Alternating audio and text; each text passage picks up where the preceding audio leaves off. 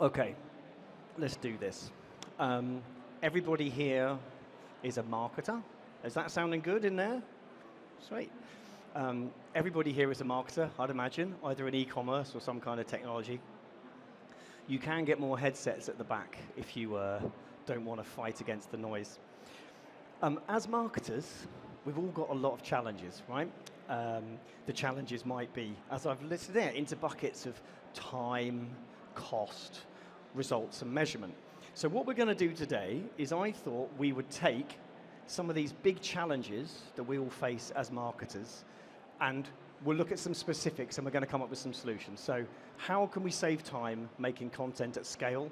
How can we manage output?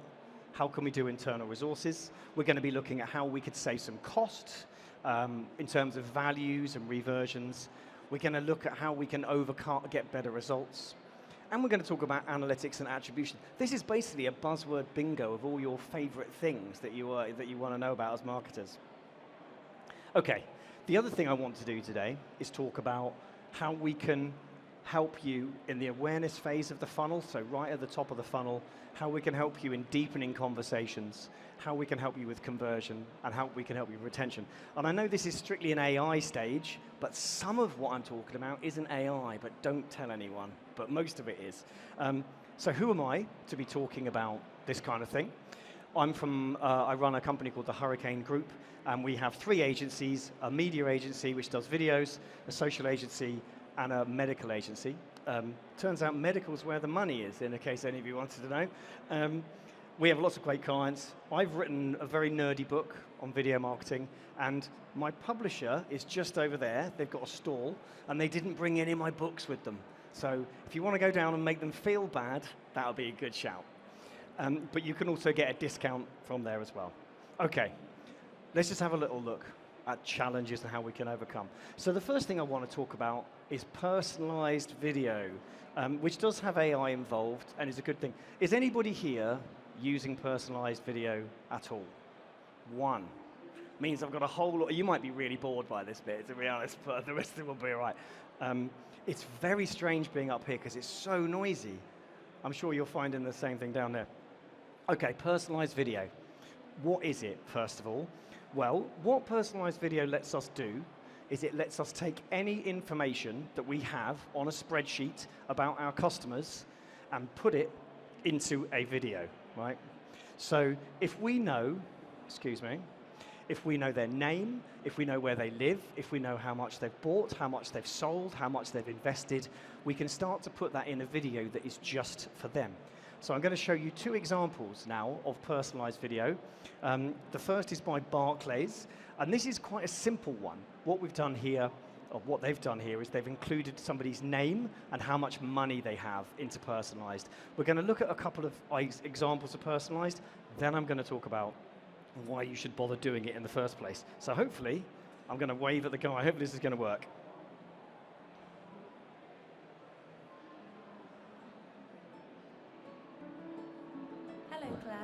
Whatever your plans are, a Barclay loan could help.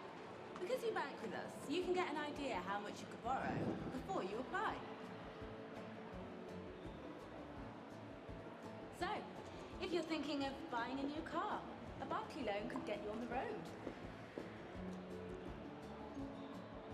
Or perhaps you want to get some home improvement plans off the ground. Also, if you have other card and loan balances, you could use a Barclay loan to bring them all under control in one easy-to-manage monthly payment. And because we know you, if you apply through Barclays online banking, or if you're on the move, anyway, we get the idea of that.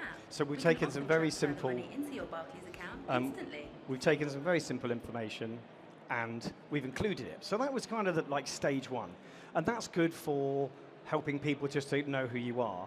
But the next example I want to show you is from Ubisoft. And it's a really good example of using all the different data points from personalized, so we can make people feel appreciated, like they're a special customer. So what they've done this film is they've collated all the information that they have about somebody, and they've shown it to them in a film, and so that person feels special.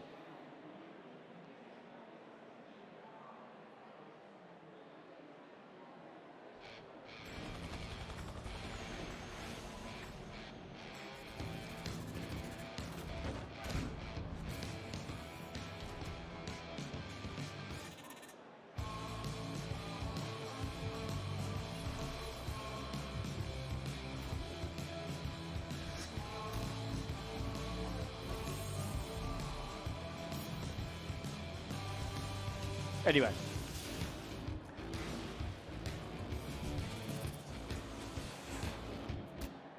We've only got 25 minutes, so I'm not going to spend the whole time watching cool videos, much as I'd like to.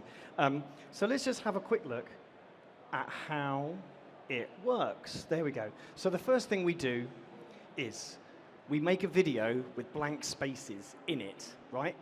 Then we have a spreadsheet with all the information in that we might want to do. We upload it to a tech platform, which I'll talk about in a minute. And then what happens is the tech platform spits out lots of versions of the film with all that personalized information in it. It's sent to your email database via MailChimp or whatever else you do. The customer receives an email, clicks the link, and they watch it. And it all seems a bit technical at the moment, but let's talk about why you should do it in the first place. I'm going to talk about this example that we as a company made. So this is a pension company, where it's a big company, 15,000 employees, and they want to communicate to everyone who's got a pension how much that pension is worth. So this is a kind of internal comms piece, it's kind of an aggregation piece. So this company have got 15,000 people each, and that means they've got 15,000 unique plans, because obviously everyone's got a different pension pot, everyone's worth different, all that kind of stuff. We're working in 4 tax regimes and across 8 countries. The results, if I have my little thingy's not working, I'm just going to click this one. I'll show that in a second. Okay, so the results were 97.3% of the target audience were reached, 115% view rate, which is as a marketer, how did we get that? Because people love seeing films about themselves so much they watched it twice, which is nice of them. 98% completion rate. I mean, those of you in content marketing, those are insane numbers. And then just in terms of costs, we had to pay £1.50 for every time somebody watched something. They spent 25 grand on production. So about £1.83 per staff member, they're getting that kind of engagement rate. Absolutely, absolutely incredible. So just going back a little bit, what kind of platforms do it? I'll just keep going backwards. If you're interested in personalized video, because it's a cool piece of kit, these guys are really cool. They're a little bit more expensive. These guys are really cool, a little bit cheaper, but a bit of a difference. And there's also companies like Vidyard, who actually just white label IDEMU, so probably just not bothered with them. Okay, so that's how we did that. So that's personalized. Personalized is really cool. I'm not going to bore you with that sheet. And what personalized does is it helps us with 2 things. It helps us tell really complex messaging to people, and it helps us with personalization, right? So you can run this out to 100,000, 200,000 people, and every single person gets that personalized video, which is cool. That's really cool. Okay. So the next thing I want to talk about is interactive video. I don't know why I chose that picture, actually, but it's a cool picture, so we're going to stick with that picture. What is interactive video? I'm sure some of you are already implemented it. But fundamentally, what we can do with interactive video, and I'll talk about the platforms, is we can start introducing onto our existing content, we can start putting hotspots. So you're just watching a video, a little hotspot appears, you click it, you get more information. It's a really good way of adding additional information to videos that we already have. We can also start building hub content, and I'll just go back one before I do this. So as a really good example of what we can do with personalized, it's a bit small. I'm going to make it bigger for everybody because there's lots of you. I didn't quite realize that. This is doing a slideshow on the go. Look at that. So this is made by Puma or Nike, and what we're doing here is we're watching a film, which is we're watching a film. The influencer chooses what costume, what clothes she wants to wear. Can you just knock the sound off on the video? Thanks, man. And then what we can do as a viewer is we can choose which item we want to do. You click on it, and then basically over the course of this film, you can watch different types of things, and at the end, she comes out wearing the clothes that you've chosen. It's a really cool way of making people engage with your content. So again, you can see here she's choosing a jacket. and then you choose which jacket you wanted to wear, and then you get to watch it. So it's really cool. But why would you do all this?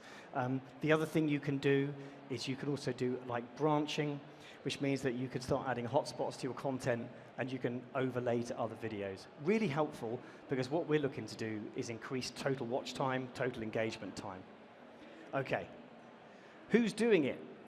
Vimeo, who we've all heard of, they just bought Wirewax, so Wirewax have done quite well out of that. So you can now do interactive if you've got enterprise level Vimeo. Brightcove, they just bought HapYak, so HapYak did quite well at that as well. But also you can do Mindstamp, Ecoverse, and Adobe. And it's really worth looking at all of these systems. So let's just look at why you would do interactive.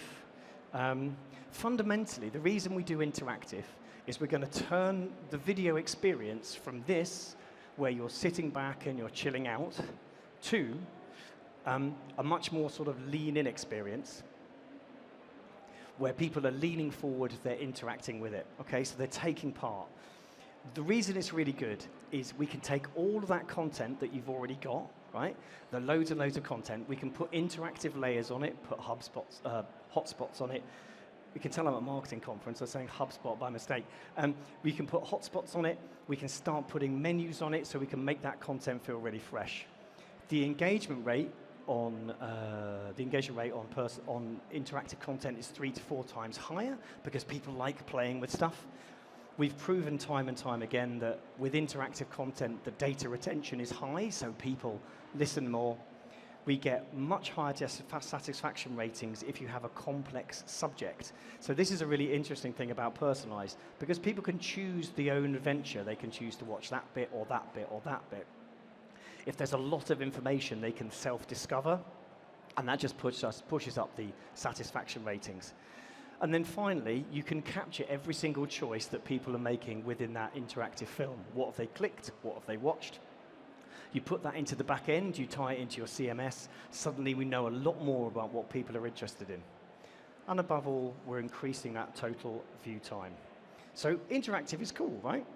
And going back to our list of challenges, we can see that now, with using interactive, we've able to create content at scale, because suddenly all that stuff that we've got sitting on the shelf, we can just refresh that, and it can be on social, it can be on site. It helps us with telling complex messaging, and it helps us with analytics and attribution, because we're starting to learn a lot more about the people who are on our site, what they're watching, and all the rest of it. Cool. Nice. So we've done those two. The next piece of tech that I want to talk about is a video marketing platform. Has anyone got a video marketing platform? No, it's the perfect audience. It's really interesting that as a group of people, you spend a fortune on lots of particular bits of MarTech. Monday, HubSpot, whatever. I'm sure they're good value, but as a group of people, we spend a lot of money on technology. But what we don't do as a group of people is spend money on running and organizing our most expensive thing, which is normally video. Video is a massive budget cost, takes a long time to do, we don't use it effectively. So where video marketing platforms come in is they help us to leverage it more effectively. So a video marketing platform, Vimeo is getting there, and we're going to talk about what it does. 23, that's my favorite. Wistia and Vidyard, they're based in the States. And these platforms take all of your videos and they do cool shit with it, and they help you do things like tracking and monitoring and all the rest of it. But the main reason you use a video marketing platform is for hosting. So does anybody host on YouTube?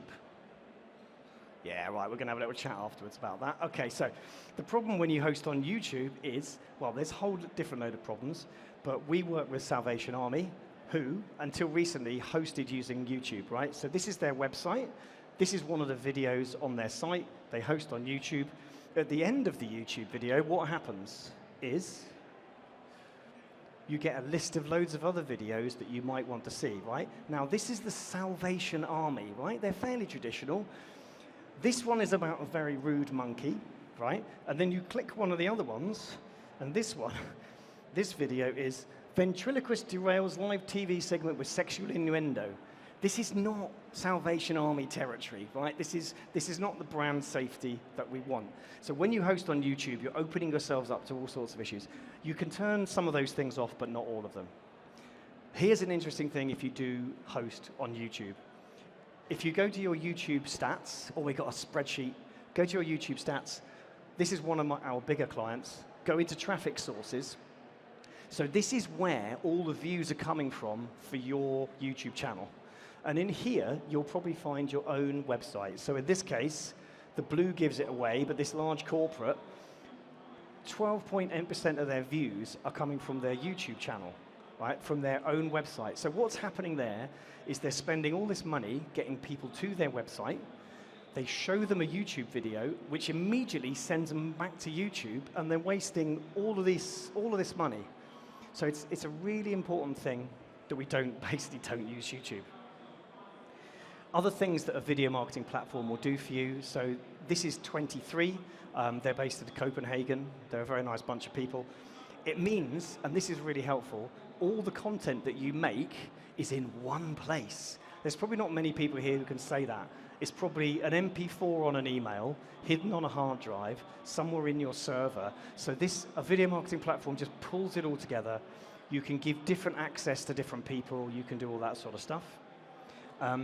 It means that we can use optimization. You know, like if you're doing YouTube, you can optimize through TubeBuddy, or you can optimize through ProAV, or these kind of things.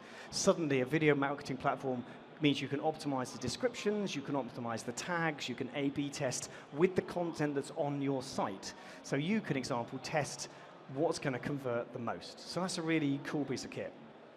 You're going to get loads more analytics than you do at the moment, so that's always a good thing. But the number one killer application for me, as a total nerd, is this. You can attribute every single video to a single person. So if you've only got an IP address, you can attribute everything that that person at that IP address has watched. So you know that individual person, what they've watched.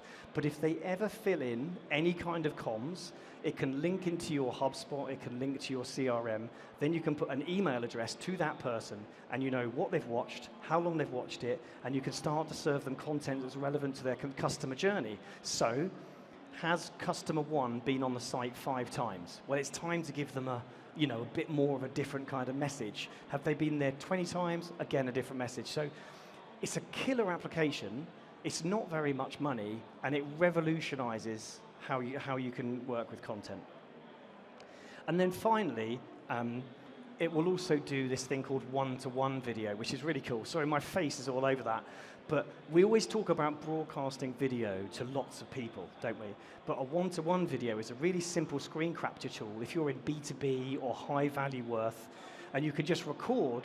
You can record yourself, split screen it with your slides, and send it via email to whoever you're talking to. And suddenly, instead of an email, they're getting a personalized video or a personal video. In video at the moment, there's 2 very confusing things. There's personal video and personalized video, which is just there just to really not help.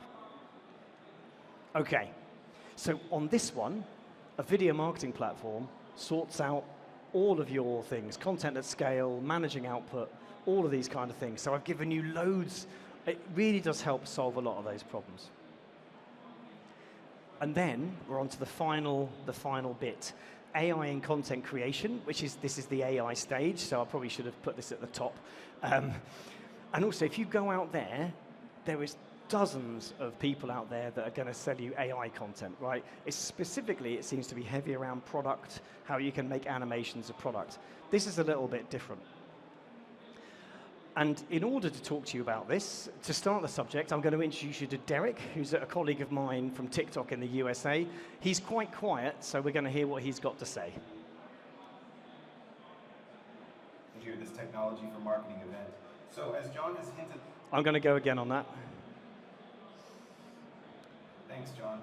And hi to everyone here, this technology for marketing event. So as Jon has hinted already, technology can make a massive difference in many areas. One of the big problems we all face is making affordable content at scale. Fortunately, the increasing move to feature real people talking on screen opens up lots of opportunities with people like me. I'm part of a new program helping bring influencers to the screen. I might not be 100% perfect yet, but in 12 months' time, you won't be able to tell that I am not real. Obviously, using AI avatars opens a lot of ethical questions. You can see below that I am labeled as AI generated, but let's be honest, it would be very easy to remove that.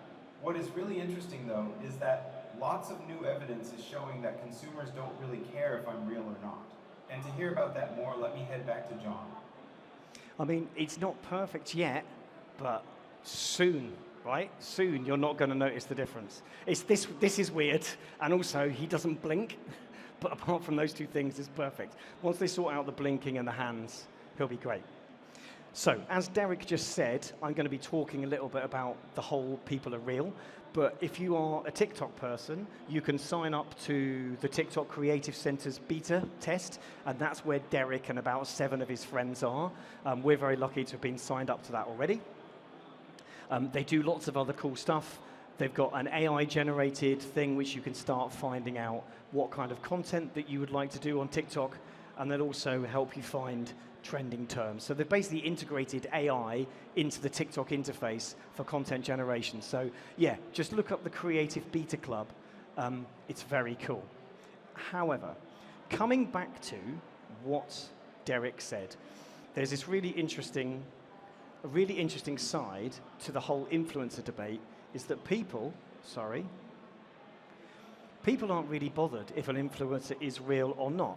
So let's just take a moment to look at what a real social media influencer is. So the dictionary definition of a social media influence is a person who has built a sizable social network of people following them, whose online presence is enforced purposefully and strategically by interacting and engaging in social networks. So it's a really interesting, very academic kind of definition of what an influencer is.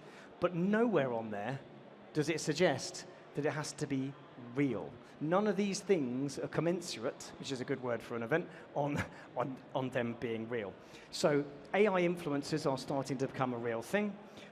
You will also see them call things like computer-generated influencers, or CGIs, which is very annoying because it's the same as CGI. So we now have CGI and CGIs, or AIIs, artificial intelligence influencers, virtual endorsers, and digital influencers.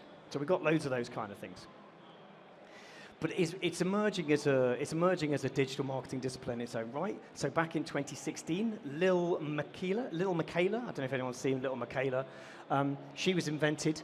She's now one of the 25 most influential people on the internet, depending on where you live. And she earned $11 million last year, and she doesn't exist. What's really interesting is to see that this is what Lil Miquela looked like in 2016. She looks like an avatar, right? This is Aitina, who's this year. And the jump between these two is insane. And don't even start me on the ethical implications of women having to look like this, right? It's bonkers. And we as an industry need to do something about that. But anyway, this is where we are. Why would you use an AI influencer? Well, it's quite simply super cost effective, right? You can just bang out all sorts of content. One of the things that we're doing at the moment is I'm recording my face and gestures, and then I'll never need to do a LinkedIn post ever again. I'm just going to type it up and send it out, but don't tell anyone. Longer partnerships. It's quite a brutal one, but AI influencers don't get old and they don't die. So if you want to have an AI influencer for the rest of your existence, you can use them. There's no travel constraints. You can do them around the world. They can do content from anywhere. You've got complete control. And a really interesting thing is they're completely metaverse ready. If you build someone on Instagram, you can just whip them straight into the metaverse when you get to it. And of course, they're unique because you own them, you control them. But Derek mentioned that people don't care so much if an influencer isn't real. And this has been studied really well in a study which just came out about 2 months ago, actually. And it's called, bear with me, The Rise of the Virtual Influencer Marketing. And it's done by this lady called Jeanette. And she's done a really interesting paper on this. And what she did is she studied this Japanese CGI influencer called Ima, who's got 388,000 followers. And she wanted to see how we can use virtual influencers in real marketing, and she also wanted to assess whether reality matters. So what she did, she looked at a series of posts that IKEA did with this influencer during lockdown, and they've got a CGI influencer, and they put her in very, very real settings, kitchens, bathrooms, all those kind of things, and they really did some cool stuff with her. And there's been some really interesting findings. Finding number one, my battery's about to go on my laptop, so I might have to plug that in a minute. What they discovered was Emma was visually constructed in a very similar vein to human influences. So it's about, if you want it to work authentically, it's about putting them in real situations, and that is enough for people to understand. We can see that actually virtual influencers can have the same traits: authenticity, which is a weird thing to have if they're virtual, but we do believe they're authentic. As long as they look trustworthy, they've got expertise, and they've already got a big social presence. The study actually found out there's little difference in performance between a virtual influencer and a real influencer. And what was really odd is it didn't matter that she CGI, as long as you did her compositionally like you would a normal influencer, and you mimicked real situations, the performance was exactly the same. Because fundamentally, the digital persona is capable of influencing and facilitating a close connection with followers. So it can drive brand awareness and impact decisions. And the super cool thing is the human mind seems to disregard realness if it can relate to the influencer. So there's something about knowing that someone's a virtual influencer that we just don't care about. So as a super nerd thing, if you do ever use virtual influencers, as long as you're doing these 5 pillars, people will still believe just like a normal influencer. So make sure they're a role model. It's fundamentally what a normal influencer would be, right? A role model, lively, positive. If they're a female, living up to female ideas, making sure that they've got a flawlessness to them, and self-identification, making sure they're in authentic settings, all those kind of things. Okay, I've got 2 slides left, and making sure that it feels real. Because the thing is with influencers, this one's a real influencer, but she's not real. That's not really her life. So actually, is it any jump to move to someone who's truly not real, as opposed to real, fake, fake, fake? Okay? So what we did there was we looked at loads of stuff, and hopefully, I've solved all your challenges with various bits of technology. You can look at personalized, you can look at interactive, look at video marketing platforms, look at influencers, and your life will be better. Thank you very much.